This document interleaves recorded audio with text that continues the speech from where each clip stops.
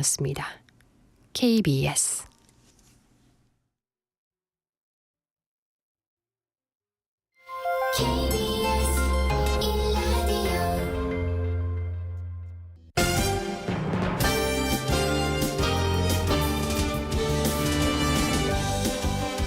KBS 1라디오 신성원의 오늘 세계는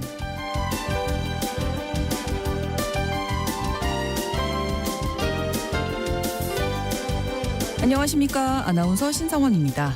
도널드 트럼프 전 미국 대통령이 유세도 중 피격을 당하는 사건이 발생하면서 미국 대선판이 다시 요동치고 있습니다. 이번 사건이 단기적으로는 트럼프에게 유리하다 이런 전망이 나오고 있는데요. 지난해 여러 사건으로 기소됐지만 선거자금 모금이 증가하는 역설적인 상황이 벌어졌었는데 이번에도 비슷한 효과를 거둘지 관심이 모이고 있습니다. 한편 바이든 대통령의 경우에는 민주당 내부와 고액 기부자들 사이에서 대선 후보 교체론이 더욱 거세지고 있는데요.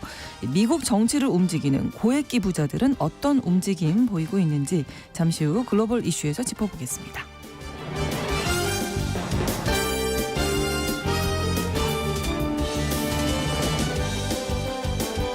오늘 주목할 국제사회 뉴스는 헤드라인 뉴스와 키워드로 정리해드립니다. 통신원 취재 수첩, 매년 여름 야구 열기로 가득한 일본 소식 전해드릴 텐데요. 일본에서는 여름이면 고교 야구 선수권 대회가 고시엔이라는 이름으로 열리죠. 올해도 역시 기대를 모으고 있습니다. 이번에는 어떤 스타가 나올지 또 어떤 점이 화제가 되고 있는지 잠시 후 통신원 연결해서 전해드리겠습니다. 7월 15일 월요일 KBS 1라디오 신성원의 오늘 세계는 시작합니다.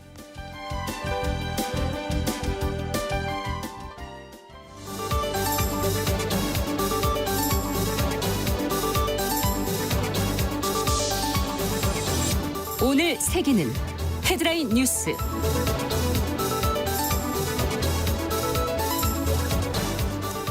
트럼프 전 대통령이 유세 현장에서 총에 맞았습니다. 현지 시각으로 13일 펜실베니아주 버틀러 유세 현장에서 트럼프 전 대통령이 백인 남성 토머스 매시 크록스가 쏜 총에 귀 윗부분 관통상을 당했습니다. 용의자는 현장에서 사살됐고 트럼프 전 대통령은 지역 병원으로 옮겨져 응급처치를 받은 뒤 뉴저지로 이동했습니다. 트럼프 전 대통령은 현지 시각으로 15일 위스콘신주 밀워키에서 열리는 공화당 전당대회에 예정대로 참석할 예정이라고 밝혔는데요. 전대 마지막 날인 18일 대선 후보 수락 연설을 할 예정입니다.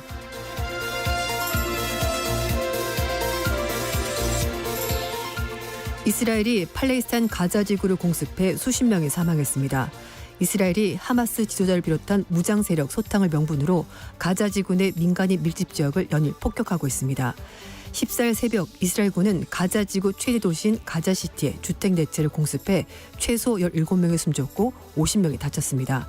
13일에는 가자 지구 남부 도시 칸 유니스의 서쪽 해안의 인도주의 구역인 알마시 등지에 대형 폭탄을 투하해 90명이 숨지고 300여 명이 다쳤습니다.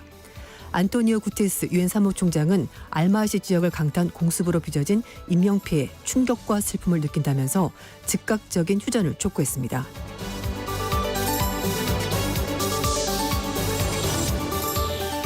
시진핑 3기 중국 경제 방향을 제시할 중국 공산당 3중 전회가 오늘 개막합니다. 중국 공산당은 15일부터 18일까지 베이징 징시 호텔에서 시진핑 주석 주재로 제20기 중앙위원회 제3차 전체회의를 개최합니다. 중국 공산당 중앙위원회 5년 임기 내 모두 7차례 열리는 전체회의 중 세 번째인 3중 전회는 그동안의 개혁 개방과 경제정책 청사진을 선보이는 행사입니다. 이번 3중 전회는 코로나19 봉쇄 해제 이후에도 중국 경제가 좀처럼 회복 속도를 내지 못하는 상황에서 열리는 것이어서 중국 당국이 내놓을 대응책에 관심이 쏠립니다.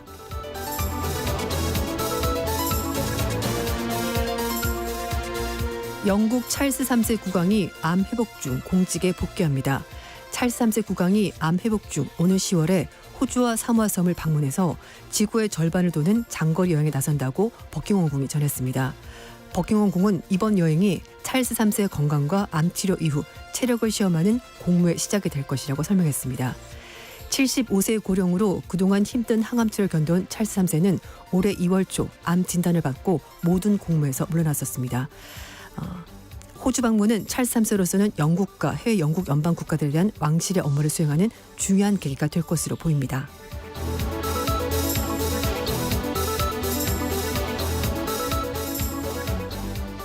알카라스가 조코비치를 꺾고 윈블던 테니스 대회 2회 연속 우승을 차지했습니다. 영국 런던 올 잉글랜드 클럽에서 열린 윈블던 테니스 대회 마지막 날 남자 단식 결승에서 카를로스 알카라스가 노바크 조코비치를 세트 스코어 3대 0으로 물리쳤습니다.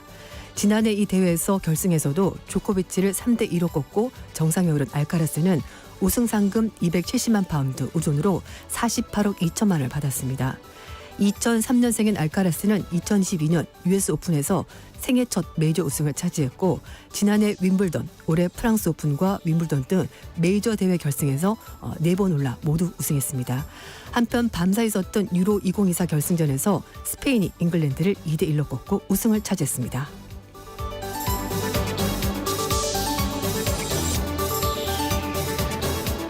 오늘의 헤드라인 뉴스 정리해드렸습니다. 외신캐스터 조윤주 씨가 전해주셨고요. 이번에는 키워드로 정리한 국제사회 소식을 함께 살펴보겠습니다. 첫 번째 키워드, 분열과 증오의 정치 현장. 예, 네. 뭐 이 얘기를 안 할 수가 없네요. 정말 주말 동안 충격적인 사건이 전해졌습니다. 그렇습니다. 펜실베이니아주 버틀러 유세 현장에서 13일 날 트럼프 전 대통령이 총에 맞았습니다. 귀 윗부분 관통상이었는데요. 용의자는 20살의 백인 남성 토마스 매슈 크룩스고 현장에서 사살됐고요. 트럼프 전 대통령 지역 병원에 옮겨져서 간단히 응급처치 받고 뉴저지로 이동했습니다. 트럼프 전 대통령은 전당대회 일정 예정대로 소화하겠다라고 밝혔는데요. 네. SNS를 통해서 끔찍한 일로 인해서 자신의 위스콘신 방문과 공화당 전당대회 일정을 이틀 연기하려고 했지만 총격범 또는 암살 용의자가 트럼프 대통령의 일정 그리고 어떤 것도 강제로 바뀌어 할 수는 없다면서 일정 강행하겠다라고 밝혔습니다. 네. 트럼프 전 대통령이 당초 계획대로 공화당 전당이 열리는 위스콘신주 밀워키로 곧 출발한다고 하는데요. 전대 마지막 날 18일 날 공화당 대선 후보 수락 연설 한다고 합니다. 네, 미국 언론들에서는 이번 피격 사건이 이 진영 간의 증오의 정치 때문에 벌어진 일이다 이렇게 보도를 하고 있다고요. 네, 맞습니다. CNN 방송은 트럼프에 대한 암살 시도가 미국 내 정치 폭력의 저주를 받은 역사에 어둡고 으스스한 새로운 장을 연 것이다 이렇게 표현했는데요. 이번 사건이 현대사에 있어서 가장 긴장된 시기에 이미 한 번 분열된 나라를 뒤흔든 것 같다 이렇게 표현했습니다. 그러면서 이번 사건은 민주주의 그리고 미국 국민의 지도자 선택에 대해서 어떤 공격을 한 것이다라고 규정도 했습니다. 트럼프 전 대통령의 비판적인 미국의 뉴욕타임스마저 이번 사건 이후에 트럼프에 대한 공격은 미국이 아니다라는 사설을 싣고 트럼프 전 대통령에 대한 이번 공격을 강력히 비판했습니다. 네. 뉴욕타임스는 미국인들은 미국이 직면하고 있는 도전에 대해서 분명히 알 필요가 있다면서 문화적으로 정치적으로 양극화가 되고 있고 총기 사용이 점점 일상화되고 있고 거기에다가 점점 과격해지는 인터넷이 미국의 민주주의에 암호를 들이우고 있다 이렇게 해석을 했습니다. 이번 사태의 원인을 편향적인 미디어 소비의 고착화 또 이로 인한 정치의 양극화 이렇게 판단했습니다. 네, 또 정치인들이 자초한 면이 있다 이런 지적도 있다면서요. 네, 맞습니다. 이 트럼프 전 대통령 스스로가 이 같은 정치 양극화를 키운 장본인이다 뭐 이런 지적도 있다고 하는데요. 네. 왜냐하면은 뭐 이민자가 미국 혈통을 파괴시킨다 이런 말도 있었고요. 무슬림과 공산주의자의 미국 입국을 금지시켜야 된다 이런 좀 자극적이고 분열적인 말을 했었습니다. 그래서 이제 이런 부분들이 자초한 면이 있다라는 지적인데요. 네. 조나산 털리 조지 워싱턴 대학교 교수는 이 터질 게 터졌다라고 정치적 매체 더 힐의 기홈을 통해서 입장을 밝혔습니다. 네. 이 털리 교수는 지난 몇 달 동안 정치인과 언론, 평론가들이 서로 상대방 진영에 대해서 난폭한 말들을 쏟아냈고 또 분노로 이성을 잃은 사람들이 이런 정책 수사의 정당성을 찾으면서 더 과격해졌다 이렇게 설명했습니다. 그리고 미국의 외교협회 측도 이미 앞서 4월 달에 2024 미국 대선을 둘러싼 극단주의적인 범죄가 발생할 가능성이 있다라는 내용의 보고서를 발간했는데요. 네. 선거운동을 하고 있는 후보자들 이렇게 공직자에 대해서 암살 위협이 있을 수가 있고 대규모 집회를 겨냥한 범죄가 발생할 가능성이 있다고 이미 경고를 했었습니다. 그렇군요. 바이든 대통령이 조금 전에 대국민 연설을 통해서 미국이 단결해야 한다 이런 얘기를 했다고요? 네, 그렇습니다. 바이든 대통령이 트럼프 전 대통령 피격 사건을 규탄하고 미국의 단결을 촉구하는 대국민 연설을 했습니다. 짧았습니다. 한 3분에서 4분 정도 짧게 네. 진행이 된 건데요. 13일에 이어서 14일 두 번째로 대국민 연설을 한 건데 암살 지도는 미국이 가진 모든 가치를 위반하는 것이고 이런 일이 일어나는 것을 절대 허용해서는 안 된다라고 강조했습니다. 그리고 대선 경쟁은 물론 계속되겠지만 이번 일을 통해서 우리가 통합의 기회로 삼아야 된다라고 강조했고요. 그리고 트럼프 전 대통령과 전화통화했다고 말했습니다. 네. 상태가 좀 괜찮고 잘 회복되고 있어서 진심으로 감사한다고 말했고 짧은 대화를 나눴다 이렇게 설명했습니다. 그리고 이 트럼프 전 대통령에 대한 확실한 안전 보장 해주겠다라고 강조했는데요. 바이든 대통령은 트럼프 전 대통령은 공화당 후보이자 전직 대통령으로서 이미 높은 수준의 경호를 받고 있고 비밀 경호국에 트럼프 전 대통령에 대한 이 보호에 대해서 필요한 모든 자원과 수단을 제공할 것을 지시를 했다라고 밝혔습니다. 바이든 대통령 내초 15일 날 월요일에 텍사스에서 유사할 예정이 있었는데요. 이건 취소를 했고요. 카멜라 해리스 부통령도 16일 날 플로리다 판비치 카운티에서 유세 일정이 있었는데 이거 취소했습니다. 네. 지금 트럼프 대통령과 전 대통령은 좀 다른 행보를 보이고 있습니다. 그렇군요. 아무튼 이 피격 사건 관련해서 또 한 가지 이제 이야기 나오고 있는 부분이 네. 비밀 경호국이 있잖아요. 그렇죠. 근데 이게 제대로 역할을 못한 것 아니냐 이런 비판도 있더라고요. 네, 그래서 바이든 대통령이 경호를 최고 높은 수준까지 하고 있다 이렇게 일종의 해명을 했다고 볼 수가 네. 있을 것 같은데요. 네. 어쨌든 이 연방기관인 비밀 경호국이 제대로 경호를 못한 것 아니냐라는 비판이 쏟아지고 있습니다. 역할은 전직 대통령과 가족들에 대한 안전을 책임지고 있는 겁니다. 어쨌든 피격 사건이 발생했으니까 그런 건데요. 그렇죠. 현재 미국 의회 언론들은 총격범인 토마스 매슈 크록스가 총을 가지고 지붕에 올라가서 발포를 했는데 네. 비밀 경호국의 경계 구역에 왜 포함되지 않았는지 의문을 제기하는 목소리가 나오고 있습니다. 그 장소가 네. AP통신에서는 비밀 경호국이라는 기관의 핵심 임무가 이번에 치명적으로 실패한 거다라고 진단했고요. 크록스는 유세장에서 130m 떨어진 건물 옥상에 올라가서 소총으로 저격을 시도했습니다. 이런 가운데 트럼프 측과 비밀 경호국 사이에 전부터 갈등이 있었다 이런 지적도 있었다고 하는데요. 네. 워싱턴 포스트는 트럼프 측과 비밀 경호국 사이에 몇 달 전부터 경호 수준을 두고 양측 간에 의견 차이가 있었다라고 보도했습니다. 트럼프 측은 트럼프를 향한 폭력 시위 위협이 굉장히 심각하다라고 주장을 했지만 비밀 경호국이 이걸 심각하게 받아들이지 않았다라고 주장을 하고 있습니다. 다만 비밀 경호국은 트럼프 측이 비밀 경호국이나 국토안보부에 경호 인력을 추가해달라고 요청했다는 주장은 사실이 아니다라고 해명했고요. 최근에 비밀 경호국이 트럼프 측에 경호 인력을 추가했다 이렇게 해명했습니다. 네. 알겠습니다. 트럼프 전 대통령 피격 사건 관련 여러 가지 소식들 정리해 드렸습니다. 네. 다음 키워드는 경제 회복을 위한 마스터 플랜. 네.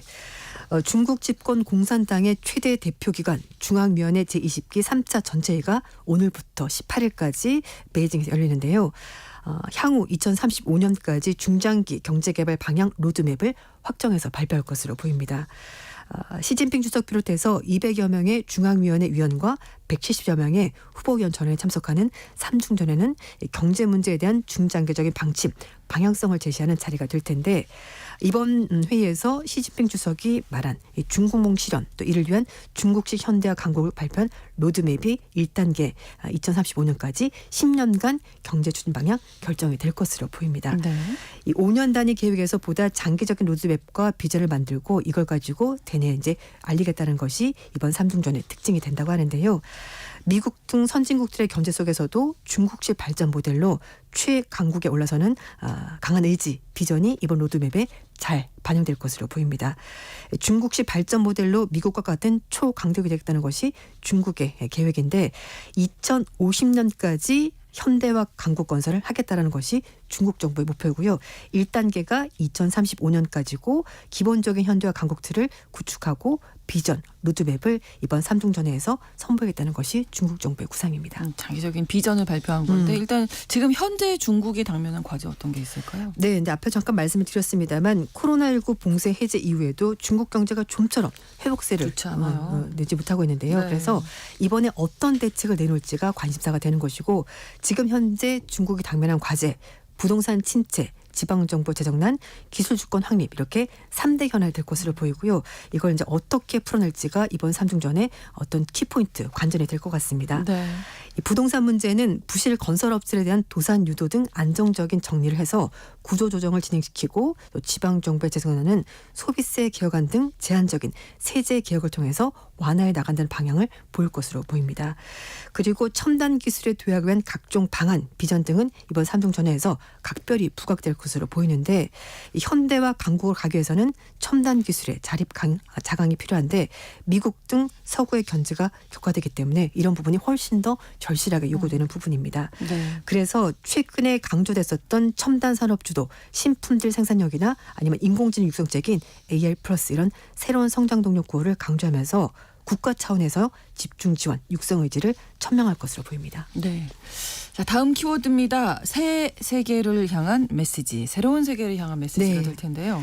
맞습니다. 이란에서 대통령이 새로 탄생했는데요. 네. 마수드 페제키시안 대통령이 핵무기를 개발하지 않겠지만 미국 등 서방의 압력에는 무대응으로 일관하겠다고 밝혔습니다. 개혁 성향의 인물이 당선되면서 좀 파란이 일었는데요. 페제시키안 대통령 당선인은 이란 보궐선거에서 결선투표에 승리하면서 오는 30일 공식적으로 취임합니다. 네. 취임하기 전에 이란의 영자신문지 테헤란 타임즈에 글을 기고했는데요. 새 세계를 향한 메시지란 제목의 대외 정책 구상을 발표했습니다.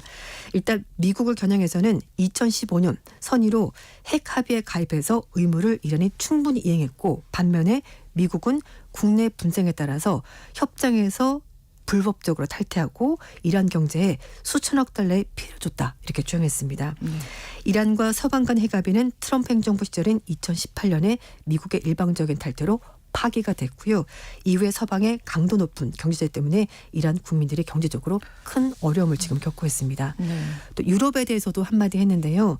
유럽은 2018년 이후에 이란과 은행 거래 보장 그리고 대이란 투자 촉진과 이런 모든 약속들을 어기면서 이란에는 핵 합의에 따른 의무만 이행하라고 일방적으로 요구했다라면서 불만을 제시했고 유럽 국가들의 자만적인 도덕 우월성이 이란과의 관계를 괴롭히고 있을 뿐이다라고 비판했습니다. 그러면서 이런 실책에도 불구하고 우리 관계를 올바르게 되돌리기 위해서는 대화가 있으면 좋겠다라고 기대감도 같이 표명했습니다. 페제키시안은 2015년에 이란 핵합의 타결 당시 대외 정책을 주도했었던 모하마드 자바드 자리프 전 외무장관에게 대통령직 인수위원회 수상직을 맡겼습니다. 자리프 전 장관은 장관 후보자 검토 등 새 행정부 구성에 대해서 대통령 당선인에게 조언하는 전환기 운영위원장으로 최근 발탁이 되는데요. 네. 2015년 자리프 당시 장관 아래에서 핵합의 관련 실무를 맡았었던 아바스 아르그치 전 외무차관이 새로운 외무장관으로 낙점이 됐습니다. 이런 일련의 인사들을 봤었을 때 페제키시안 이 당선인은 아마도 서방과 좀 더 대화에 집중할 것으로 보입니다. 네, 개혁 성향이기 때문에 또 네. 이란에 어떤 변화를 가져오게 될지 지켜보겠습니다. 네. 다음 키워드입니다. 우주에 설마 우리만 사는 건 아니겠죠? 네. 그건 어떤 얘기인가요? 뭐 사실 실제로 외계인을 본 사람은 제 주변은 없습니다. 어쨌든 공식적으로. 목격했다는 얘기가 자꾸 나오기도 하고. 뉴스는 있죠. 네. 봤다 아니다 얘기가 있는데 어쨌든 지난 수십 년 동안 과학자들이 우주에서 인간이 아닌 어떤 지적인 생명을 찾기 위해서 노력을 해왔는데요. 네. 외계 생명체를 찾는 과학자들은 우주 망원경이나 인공지능 등 새로운 기술이 외계 문명 탐사에 변화를 일으킬 것으로 그렇게 기대를 하고 있습니다. 영국의 일간지 가디언지가 오는 18일부터 19일까지 영국 옥스퍼드 대학에서 브레이크스루 리슨이라는 첫 번째 컨퍼런스가 열린다고 보도했는데요. 네. 외계 생명체 탐사를 위한 새로운 기술들이 이 자리에 소개가 된다고 합니다. 브레이크스루 리슨은 외계 문명을 찾기 위해서 세계 최대 과학 연구 프로그램이고요. 천문학자부터 동물학자까지 수백 명의 과학자가 여기에 참석을 한다고 합니다. 네. 일단 우주에서 오는 전파 신호를 감지할 수 있는 대형 전파 망원경이 준비가 되고 있다고 하는데요. 스퀘어 킬로미터 어레나 SKA라고 하는데 이게 남아프리카와 호주에 건설 중인데요. 수백 개의 전파 망원경이 이루어진 거대한 프로젝트라고 합니다. 지금 현재 칠레 건설 중인 메라루빈 천문대는 3일에서 4일마다 보이는 하늘 전체를 이제 이미지화해서 새로운 은하, 별을 발견하는데 도움이 될 것으로 그렇게 기대를 하고 있고요. SK와 그리고 메라루빈 천문대는 몇 년 내에 관측을 시작하면서 브레이크스루 리슨의 데이터를 제공한다고 합니다. 이 방대한 데이터를 인공지능 AI를 분석해서 패턴을 찾아내게 되면 외계 생명체 증거를 탐색하는데 도움이 될 것으로 과학자들이 기대를 하고 있고요. 네. 지금까지는 외계인이 의도적으로 보낸 신호를 찾는데 집중했지만 민감도가 좀 더 높은 새로운 기술을 활용하게 되면 의도치 않게 발생하는 외계 문명 신호를 잡아낼 수도 있다라는 분석도 나오고 있습니다. 이 과학자들은 외계 문명의 존재 지표인 티콘 시그니처를 다방면으로 감지하기 위해서 노력을 하고 있다고 하는데요. 외계 문명이 건설할 수 있는 태양광 발전 시설에도 주목을 하고 있습니다. 태양광 패널은 가시광선 흡수하고 자외선과 적외선은 반사하기 때문에 이걸 망원경으로 감지를 할 수 있다고 하는데요. 어쨌든 현대 기술이 엄청나게 빠른 속도로 발전하고 있긴 합니다만 아직까지 네. 외계 생명체를 찾았다는 공식적인 발표는 없거든요. 그래서 이 브레이크스루 리슨의 한 과학자는 우리가 우주에서 유일한 생명체라고 말할 수 있는 건 아니지 않냐라면서 다른 생명체가 충분히 있을 것 같다 이렇게 말했습니다. 그러니까 이게 모든 것들이 이제 전제가 총동원. 외계인이 있다는 전제 하에 맞아요. 그 신호를 잡겠다는 거니까. 맞습니다. 요 과학의 비밀이 언제 좀 풀릴 수 있을지 항상 기다리고 있습니다. 네. 그렇죠. 네. 그렇습니다. 다음 키워드 성화 보러 온 거 아닌가요? 이제 파리 올림픽 얼마 남지 않았어요. 네. 성화 봉송이 이루어졌는데 어마어마했죠, 인파가. 네, 맞습니다. 물론 성화를 보러 온 분들도 있었고요. 또 다른 목적이 있는 분들도 같이 있었는데 네. 7월 14일이 프랑스 혁명 기념일이었고요. 거기에 그렇죠. 맞춰서 2024 파리 올림픽 성화가 파리에 입성했습니다.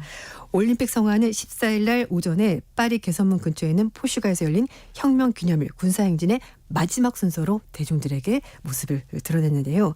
프랑스군 대령이자 2010년 리오데자네이루 올림픽 마장마술 단체전 금메달리스트인 티보 발레트가 말을 타고 파리의 첫 번째 네. 성화 봉송주자로 등장했습니다. 그리고 마크롱 대통령이 지켜보는 연단 앞까지 행진했고 24명의 청년들에게 성화가 전달이 됐는데요. 이 파리 올림픽 성화 15일까지 파리 곳곳을 누비다가 지방으로 이동했다가 26일 개막식에 맞춰서 다시 파리로 들어오게 되는데 네. 물론 뭐 유명한 선수들이 사람들이 이제 원래 성화 봉송하잖아요. 그렇죠. 프랑스 전 축구 선수인 티에리 앙리 그리고 네. 중국의 피아니스트인 랑랑 이런 유명한 사람들도 참가했는데 예. 가장 주목을 받은 사람은 예. BTS의 마청 진이었습니다. 아, 네. 14일 날 저녁 8시 30분 전에서 루브르 박물관 근처에서 성화 봉송제로 뛰었는데 당일 아침부터 박물관 주변에 정말 인산이네 사람이 정말 많았거든요. 왜 아니겠어요? 다들 네. 아미를 포함해서 네. BTS의 팬들이 몰려든 건데 몇 시간 전부터 수천 명의 팬들이 바리케이트 앞에서 들뜬 표정으로 기다리고 있었습니다. 네. 그 찐의 본명이 석진이거든요. 파이팅 네. 석진이라고 말하면서 정말 너무너무 긴장된 얼굴로 기다리고 있었고 진도 약간 이렇게 부끄러워하면서 네. 팬들에게 환호하면서 이렇게 손인사 건넸습니다. 저녁하고 어떻게 보면 첫 번째 공식 행사이기 네, 때문에 맞습니다. 성화를 보러 오신 건지 네. 진을 보러 오신 건지 키워드였습니다. 네. 오늘의 헤드라인 뉴스와 키워드 외신캐스터 조윤주 씨와 함께했습니다. 고맙습니다. 감사합니다. KBS 라디오 신성원의 오늘 세계는 1부 마무리합니다. 11시 30분부터 일부 지역에서 해당 지역 방송 보내드리고요. 노래는 존 파의 Saint Elmo's Fire 함께 듣겠습니다.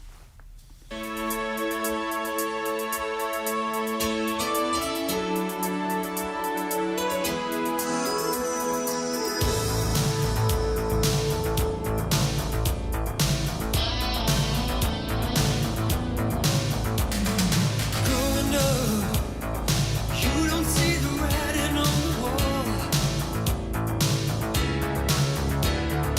Passing by, moving straight ahead.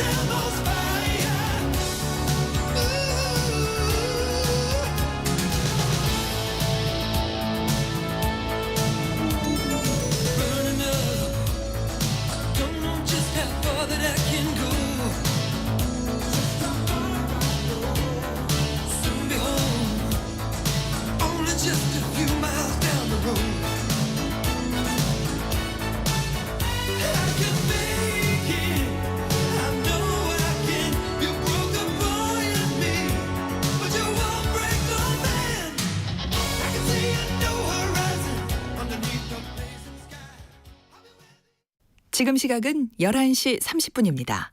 KBS Ladies and gentlemen. 국제사회의 다양한 뉴스를 한눈에 KBS 1라디오 신성원의 오늘 세계는 세계를 바로 보는 최소한의 투자입니다.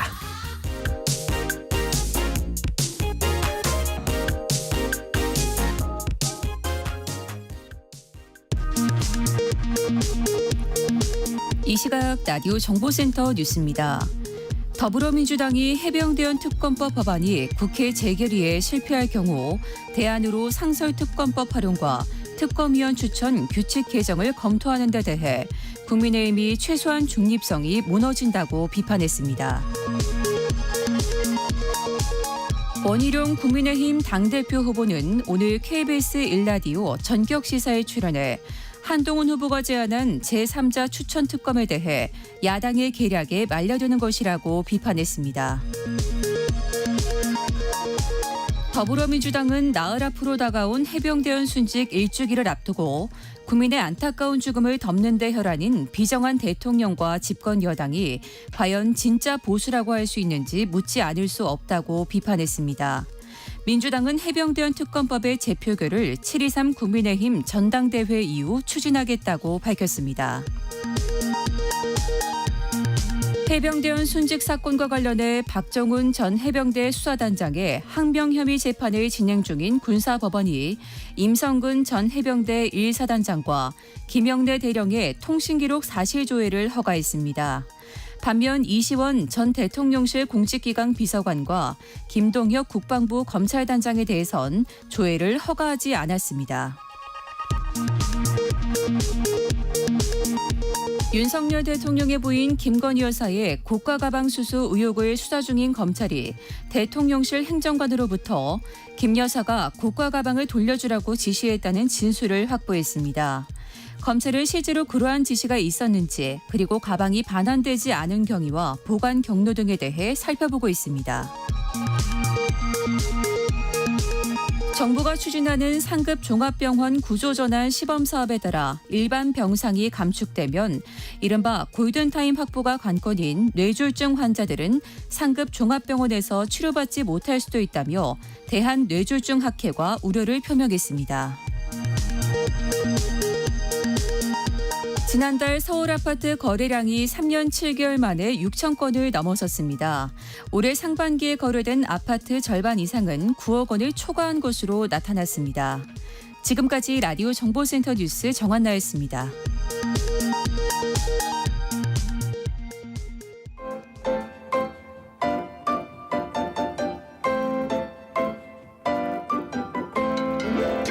통신원 취재 수첩.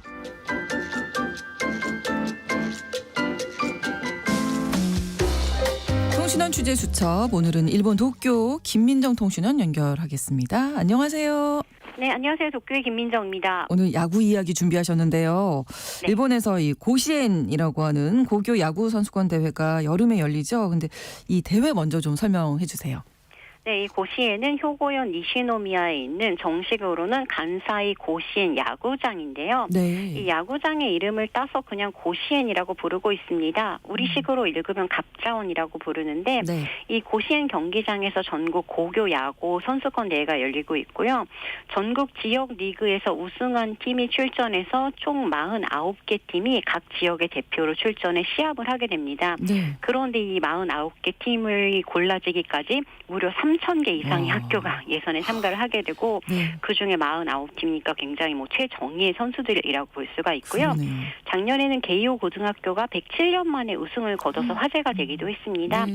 이 대회가 1915년에 아사히 신문사 주최로 처음 열렸고요. 네. 1921년에는 만주와 조선에서도 열렸습니다.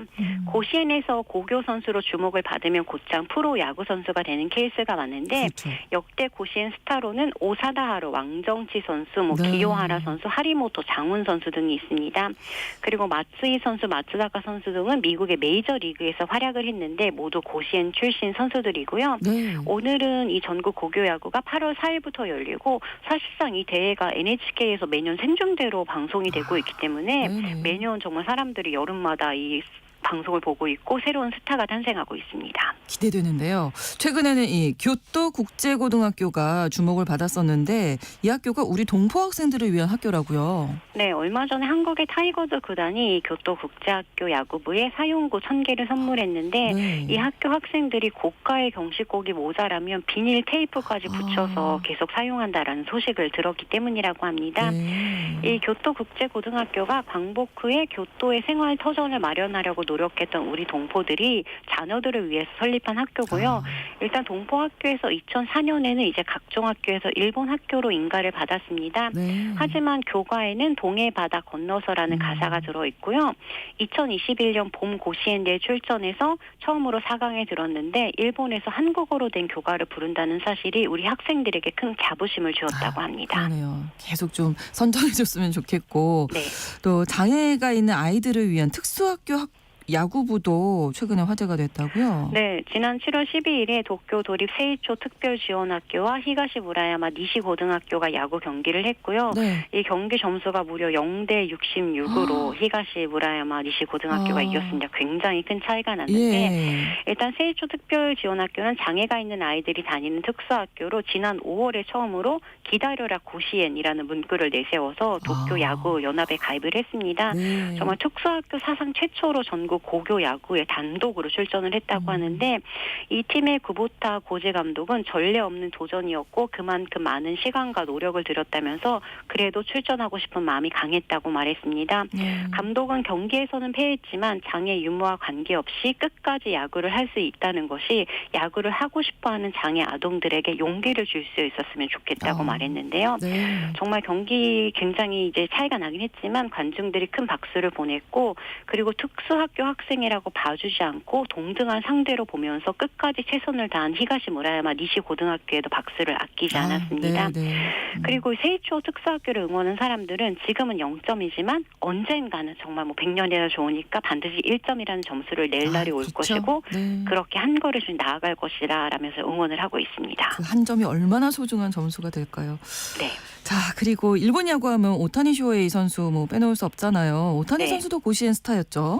그렇습니다. 2011년, 2012년에 하마마키 고교 선수로 출전을 했는데 당시에는 1승도 하지 못했습니다. 아, 그래요? 네, 하지만 160kg를 던지는 학생으로 이미 소문이 자자했는데 컨디션 때문에 많이 던지지 못했다고 하는데요. 4번밖에 출전을 하지 못했습니다. 네. 그래서 오타니 선수는 자기도 고시엔에서 딱 한 번이라도 보니까 이겨보고 싶었다라고 와, 지금도 오타니 후회를 하고 선수가. 있다고 하는데 네네. 하지만 여기서 이제 정말 굉장히 유명한 선수다 보니까 바로 2012년에 니폰햄 파이터즈의 지명을 받아서 2013년에 프로야구에 그냥 고스란히 고등학교 졸업하고 입단을 했고요. 네. 2017년에 미국으로 건너가서 지금까지 성공을 거두게 됐습니다.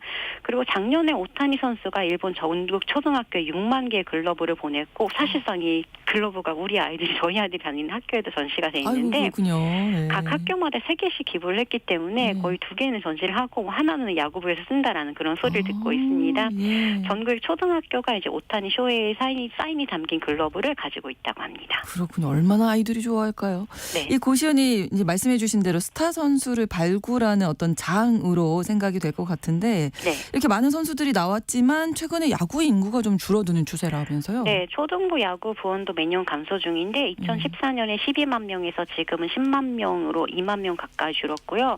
고교 야구 연맹에 등록된 야구 부원 수도 2014년 17만 명, 가뱅학교가 약 4천 곳에서 올해는 13만 명, 3,700여 곳으로 줄었다고 합니다. 네. 3만 명 가량이 줄었는데요. 일단 뭐 아이 수가 전체적으로 줄었다라고 볼 수가 그렇죠. 있고 네. 그리고 최근에는 동네 놀이터에서 글러브와 공을 가지고 노는 것이 위험해서 쉽게 야구를 접할 수가 없고 글러브와 배트 등 물가가 비싸져서 이런 것들이 굉장히 비싸졌다는 건 또 야구를 하려면 부모가 당번으로 조를 짜서 가서 아이들을 돌봐야 하는데 다들 맞벌이다 보니까 그런 네. 여유가 없어서 점점 야구 인구가 줄었다라는 분석도 있습니다. 그리고 이제 부활동에서 이런 스포츠를 하다 보면 교내 폭력이 발생하는 경우가 자주 있고요. 네. 선배가 후배에게 또는 감독이나 코치가 학생들에게 폭력을 행사하는 경우가 종종 있다고 합니다. 그래서 외부에서 감독이나 코치가 올 때는 부모가 가서 감시 역할까지 아이고. 하는 그런 역할도 맡아야 하는데 네. 저희 아이는 탁구를 하고 있는데 저희 탁구부 같은 경우에도 외부에서 코치나 감독이 오면 반드시 학부모가 가서 지키는 일을 하고 있습니다. 그렇군요. 무슨 일이 발생할지 알 수가 없기 때문인데요. 네. 오타니 선수가 글러브를 보낼 때 야구하자라는 심플한 메시지 메시지를 던졌는데 네. 정말 그야말로 스포츠의 즐거움을 함께 알자라고 풀이를 할 수가 있고 그렇죠. 올 여름에도 8월에 고시엔이 시작이 되면 고시엔을 보면서 야구 선수의 꿈을 키우는 아이들이 적지 않을 것으로 보이고 있습니다. 오늘 일본의 야구 이야기 나눠봤습니다. 오늘 고맙습니다. 네, 감사합니다. 네, 일본 도쿄 김민정 통신원이었습니다.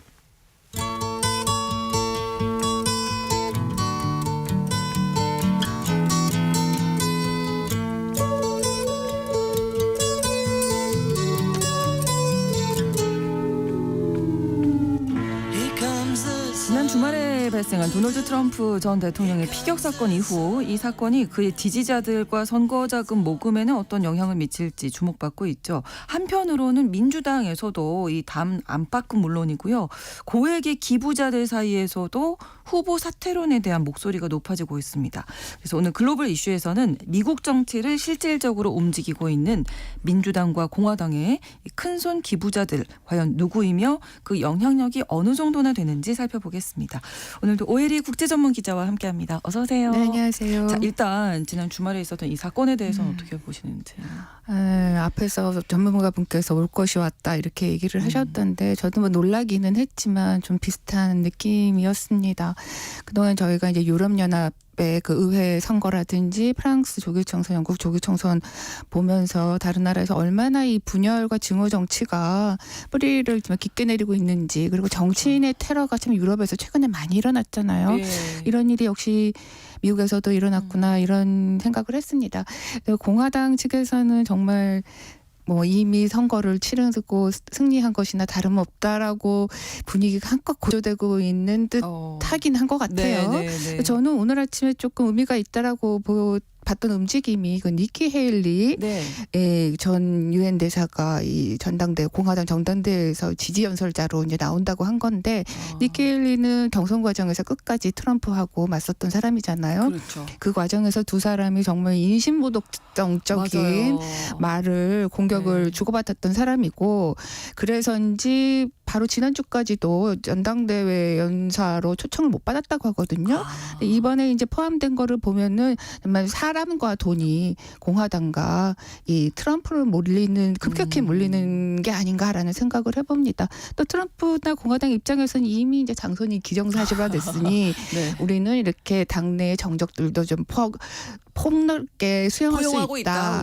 이런 거를 보여주는 제스처가 아닌가 이런 생각도 좀 해봤습니다. 지지자들 단결하라 뭐 약간 이런 메시지를 준 게 아닌가 싶은데 이 저격 사건 일어나자마자 일론 머스크 이 테슬라 최고 경영자가 트럼프 대통령 전적으로 또 지지한다.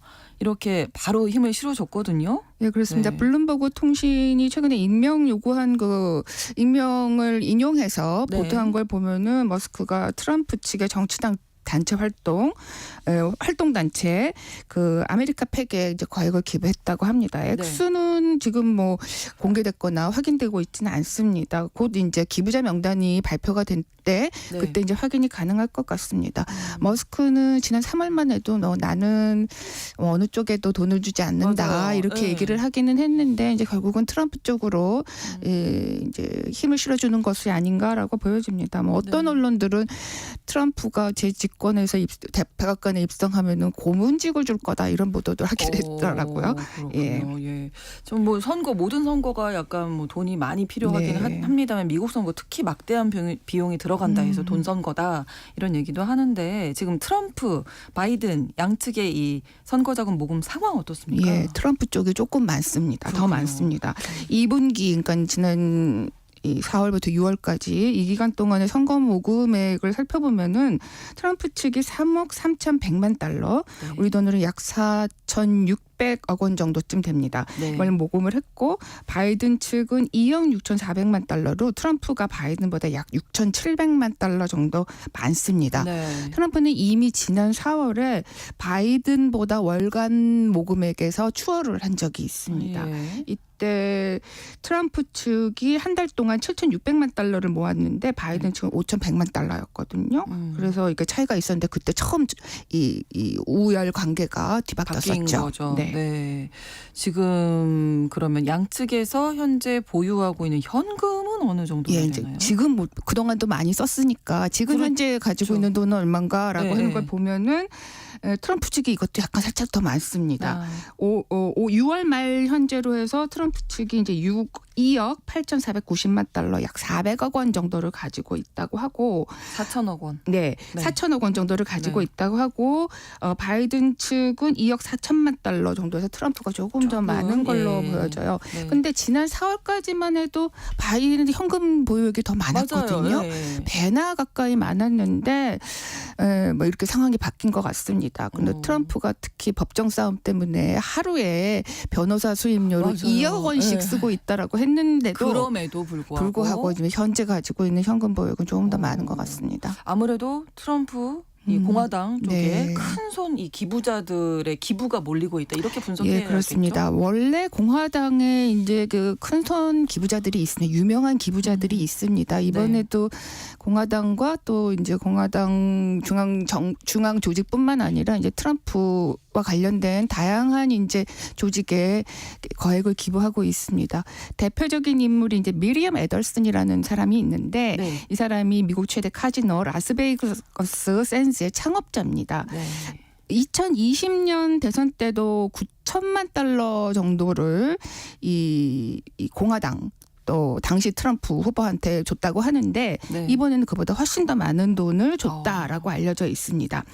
또 그리고 블랙스톤 최고 경자 스티븐 슈워츠만 또 암호화폐 거래소 제미니를 창업한 윙클보스 형제, 네. 또 헤지펀드 거물 빌 에크먼 이런 사람들이 굉장히 유명한 공화당의 큰 손들인데 이번에도 역시 거액을 트럼프 쪽에다 준 걸로 알려져 있습니다. 네. 또 한 명의 이제 주목할 만한 사람은 금융재벌 가문 출신의 티머시 멜런이라고 하는 사람인데요. 네. 이 사람이 거의 사회 활동을 하지 않아서 뭐 은둔의 금융재벌, 은둔의 큰손 이렇게 불립니다. 네. 나이는 많아서 81살이에요. 네. 근데 이 사람 이름을 별로 들어본 적이 티머시 없으신 분들이 많을 것 같은데 네. 미국의 명문대학교 카네기 멜론 대학은 아시잖아요. 네. 이 카네기 멜론 대학이 철광한 앤드류 카네기하고 금융재벌 앤드류 멜런이라는 사람이 이제 만들었는데 이 앤드류 멜런이 바로 이 지금 티머시 멜런의 할아버지입니다. 그렇군요. 그 가문 출신인 이 멜런이 거죠. 그 멜런이었군요. 예, 그렇습니다. 근데 이 티머시 멜런은 지난 5월에 트럼프를 지지하는 슈퍼팩, 제일 유명한 걸 마가라고 하는 슈퍼팩이 있잖아요. 네. 여기에 5천만 달러, 우리 돈으로 약 700억 원이 넘는 돈을 기부했다고 합니다. 근데 이색적인 거는 이 돈을 언제 그러면 기부했느냐라고 하는 시점인데요. 네. 지난 5월 말에 트럼프가 그 성추문 관련해서 이제 유죄 판결을 받았잖아요. 네네. 그 판결이 나온 바로 다음 날 이 돈을 썼다고 합니다. 그래서 트럼프가 이런 좀 뭐 어려운 일이 닥칠 때마다 이렇게 돈을 많이 기부금을 받는 추세를 그동안 보여왔는데 지난 그러네요. 5월부터 돈이 갑자기 이제 많이 더 이전보다도 몰리기 시작해서 전체적으로 2분기의 모금액은 그런 결과로 바이든을 앞서게 된 게 아닌가라고 보여집니다. 제가 유죄 판결 소식 전해드렸을 때 약간 좀 네, 맞아요. 지지층이 많이 하루에 뭐 몇백억을 않을까? 모았다 이런 얘기가 있었는데 그게 사실이었던 것으로 그렇군요. 드러났습니다. 예. 반면에 그러면 바이든 대통령과 민주당 상황 어떻습니까? 예, 앞서 말씀하셨지만 이제 고액 기부자들의 이탈 현상이 점점 갈수록 뚜렷해지는 것 같아요. 그 민주당의 유명한 고액 기부자 중에 리드 헤이스팅스라고 하는 사람이 있었거든요. 네. 이 사람이 이제 OTT 넷플릭스의 네네. 창업자인 회장입니다. 그렇죠. 그래서 많은 돈을 바이든 쪽에다가 기부를 했는데 최근에 이제 사퇴를 공개적으로 요구하고 나섰습니다. 그리고 또 이 밖에도 바이든 사퇴를 지지하는 고액 기부자들을 보면은 링크드인 공동 창업자 리드 호프만이라는 사람이 있고요. 네. 또 자유주의 기부자 단체인 승리를 위한 길 여기에서도 이제 이 바이든 보고 물러나라 이렇게 얘기를 했다고 합니다. 그리고 이 밖에도 일부 핵심 후원자들이 그 바이든 대통령을 지지하는 슈퍼팩들 중에서 최대 규모를 자랑하고 있는 게 퓨처 포워드라고 하는 단체가 있거든요. 네. 근데 최근에 바이든이 계속 출마를 고수할 경우에는 약속했던 9천만 달러를 주지 않겠다. 이렇게 오. 압력을 넣었다고 해요. 근데 민주당의 이 전통적인 고액 기부자들은 주로 이제 그 민주당의 최대 텃밭이라고 하는 캘리포니아 주의 그 실리콘밸리 관계자들이 많고 네. 또 할리우드에서도 민주당 지지 성향이 아주 강합니다. 그렇죠. 그리고 또 뉴욕의 금융계에서도 일부 진보적인 성향의 금융인들이 이제 많은 기부를 하고 있는데요. 최근에 실리콘밸리에서 트럼프가 모금 행사를 가졌습니다. 네. 여기서 꽤 많은 돈을 모았다고 하거든요. 그래서 이때를 계기로 실리콘밸리 분위기가 좀 달라지고 네. 있다. 이런 얘기가 나오고 있습니다. 물론 이제 머스크도 실리콘밸리 출신이라고 할 수가 있겠죠. 그래서 또 최근에는 또 할리우드 쪽에서 그 큰손 기부자로 유명하기도 하고 여러 가지 네. 이제 뭐 이렇게 사회적 뭐 발언을 많이 하고 조지 클루니가 맞아요. 또 그거 물러나야 사퇴해야 된다. 된다 이렇게 얘기를 했습니다. 그래서 헐리우드 분위기도 좀 달라지는 게 아닌가라고 보여집니다. 네. 만약에 바이든이 완주하고 싶어도 이렇게 민주당의 전통적인 큰손 기부자들이 등을 돌린다면은 네. 사실은 쉽지 않은 상황이다라고 보여집니다. 후원하지 않겠다 하면 이건 좀 큰 문제긴 하잖아요, 예, 사실. 맞습니다. 그러면 혹시 공화당, 민주당 양측에 다 기부하는 사람도 있나요? 많지는 않아요. 많지는 않은데 그래도 없는 건 아닙니다. 네. 제가 아까 말씀드린 링크드인 창업자 네. 리드 호프만 이런 사람은 바이든 측에 약 1,760만 달러를 기부를 했는데 네. 또 그래도 또 트럼프 쪽에 40만 달러 정확한 액수는 아니기는 하지만 네. 실제는 뭐 얼마나 냈는지는 모르겠는데 뭐 트럼프에도 꽤 좀 거액을 냈다고 합니다. 양쪽에 약간 차별을 두면서 다 기부 양쪽에 다 말을 드리는 걸까요? 그렇군요. 근데 지금 말씀해 주실 때 이제 슈퍼팩 말씀해 주셨거든요. 네. 슈퍼팩이 어떤 건가요? 미국 대통령 선거 복잡합니다. 제도도 그러니까요. 복잡하고 네. 뭐 낯선 이름이 참 많죠. 그중에 하나도 또 슈퍼팩입니다. 기사에 많이 언급이 되는데 미국에는 이제 원래 정치운동위원회라고 하는 그 단체가 있습니다. 조직이 네. 있습니다. 이걸 영어로 Political Action Committee라고 하는데 이거는 네. 이제 앞글자만 따서 팩이라고 부릅니다. 네. 이 팩은 특정 정치인이나 법안을 지지하거나 반대하는 활동하는 그 반대 활동을 하는 단체들을 말합니다. 근데 모금을 할 수는 있는데 모금의 상한선이 분명히 존재합니다. $1,000 이상 모금하면은 반드시 법에 따라서 등록을 해야 되고요. 네. 또 선거관리위원회에 뭐 여러 가지 일정한 여러 가지 규칙에 제약을 받고 있습니다. 이 제약이 많으니까 이걸 좀 극복하기 위해서 만들어진 조직이 슈퍼팩입니다. 그러니까 팩의 일종이지만 그러네요. 거기서 이제 나온 또 다른 조직이다라고 봐도 될 것 같습니다. 근데 이 앞서 말씀드린 일반적인 팩은 이렇게 특정 정치인이나 정당에게 직접 돈을 줄 수는 없거든요. 네. 돈을 줄 수 있거든요. 네, 네. 그런데 줄 수 없습니다. 죄송합니다. 다시 수정하면은 좀 제한이 많다. 네, 제한이 일반 팩은. 많아서 네. 직접적인 어떤 뭐 바이든이나 트럼프에게 돈을 주고 싶어도 이렇게 직접적으로 줄 수는 없습니다. 그런데 이 슈퍼팩은 네. 그거를 이제 좀 극복하면서 좀 다양한 활동을 할 수 있습니다. 그래서 이제 슈퍼팩도 물론 이제 뭐 선거관리위원회에서 여러 가지 규제를 받기는 하지만 네. 가장 큰 특징은 모금액의 상한선이 없다는 겁니다. 오. 그래서 한 번에 막 5천만 달러 이렇게 돈을 모을 수가 있는 겁니다. 네. 근데 이제 슈퍼팩은 워낙은 이렇게 특정 뭐 정당이라든지 특정 후보하고 이렇게 연관돼서 활동을 하기는 좀 어렵지만 네. 사실상 현실에서는 뭐 이미 한 몸이 됐다 이런 지적이 많이 나옵니다. 그게 네. 대표적인 게 이제 트럼프의 아까 말씀해 슈퍼팩 주셨던 마가인 경우인데 네. 뭐 거의 뭐 트럼프를 추종하는 단체가 다름이 없죠. 그렇군요. 공화당, 민주당은 사실은 선거 때마다 이런 큰손 기부자들에 대한 의존도가 점점 좀 높아지는 게 아닌가. 그 현상 어떻게 분석하시나요? 예, 그 앞서서도 정말 미국 선거에는 돈이 정말 많이 들어갑니다. 그러니까요. 어느 나라 선거나 돈이 필요하죠. 그리고 막대한 금액이 들어가기는 하는데 네. 미국 선거는 뭐 그 규모가 정말 엄청납니다. 예. 그 2020년 대선에 그럼 돈을 얼마 썼냐라고 네. 보니까 양당 후보 모두 합쳐가지고 최소 140억 달러 우리 돈으로 18조 원이 좀 넘는 액수입니다. 이 돈을 썼다고 하는데 이 올해 대선에서는 거의 그때 그때보다도 배가 넘는 네. 비용이 들어갈 것이다라고 지금 전망이 되고 있습니다. 네. 해마 뭐 매번 선거 대선이 치러질 때마다 사상 최대 비용이다 이렇게 얘기를 했는데 이번에는 뭐 꽝충 뛰어서 정말 네. 그때보다 또 훨씬 더 많은 돈이 쓸 수밖에 없습니다. 근데 그러다 보니까 이제 고액 기부자들에게 의존하는 현상이 점점 커질 수밖에 없고요. 네. 대선 후보들조차도 이제 선거 자금을 얻기 위해서 이런 엉망장자들에게 이제 뭐 또 요구나 심기 이런 게 맞출 수밖에 없습니다.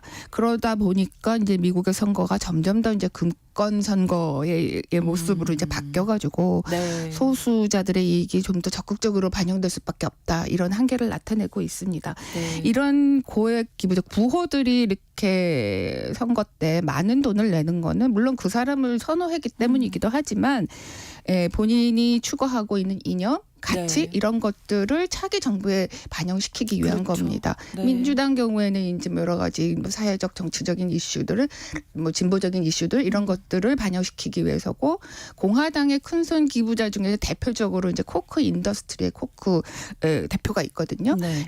이분은 정말 공화당의 정말 큰손 기부자들 중에서도 아주 대표격이라고 할 수 있는데 네. 주로 이제 보수주의적인 정치 이념과 또 신자유주의적인 경제 정책을 지지하기 위해서 추진하기 위해서 네. 이런 공화당과 공화당의 후보들에게 많은 돈을 주고 있습니다. 네. 근데 최근에 그 정치자금 추적 사이트 오픈 시크릿에서 공개한 정보를 보니까 올 1분기 네. 상위 10위의 그 선거자금 고액 기부자들을 이제 분석해 보니까 네. 10명 중에 7명이 공화당과 트럼프에게 거액을 기부했다고 합니다. 아, 그러면 요걸로도 이제 전체적인 판세가 좀 읽히는 거네요. 네, 누가 어디 그렇습니다. 얼만큼 근데 이제 지원을 이번 지난 주말에 이런 저격 사건이 일어났기 때문에 네. 이런 분위기는 더 이제 좀 가속화되고 트럼프에게 앞으로 이제 지금도 위기 때마다 큰 돈이 몰렸던 현상인 네. 것처럼 네. 더욱 더 트럼프에게 이제 많은 자금들이 몰리게 되지 않을까라고 전망을 할 수 있을 것 같습니다. 네, 오늘 글로벌 이슈에서 미국 대통령 선거를 움직이는 고액 기부의 정치학